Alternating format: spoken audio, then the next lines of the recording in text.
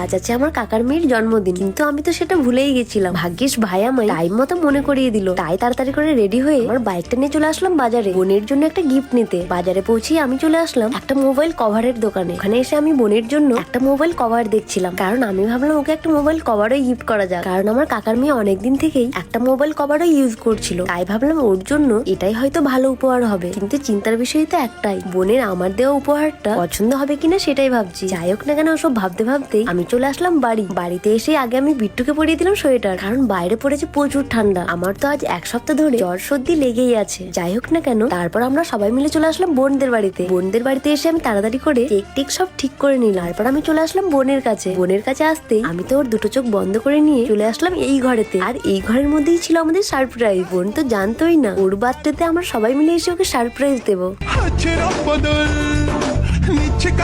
ও তো আমাদের সবাইকে দেখে অনেকটা হ্যাপি হয়। আমরা কেউ ওকে সকাল থেকে উইশ পর্যন্ত করিনি, কারণ আমরা চেয়েছিলাম সবাই মিলে একসঙ্গে গিয়ে ওর বার্থডে সেলিব্রেশন করবো। সকাল থেকে বোনকে উইশ না করার প্ল্যানটা ছিল আমাদের সবার। আসলে বাড়ির ছোট বোনেরা একটু বেশি আদরের হয়, তাই ওর সঙ্গে একটু মজা করতে আমাদের সবার খুবই ভালো লাগে। আজ প্রায় অনেকদিন পর বাড়ির সবাই মিলে একসঙ্গে আছি।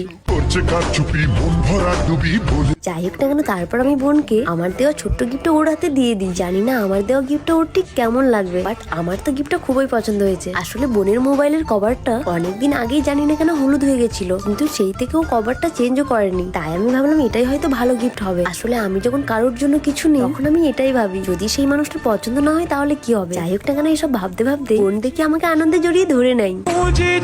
স্বপ্ন হলো কি সত্যি আমার।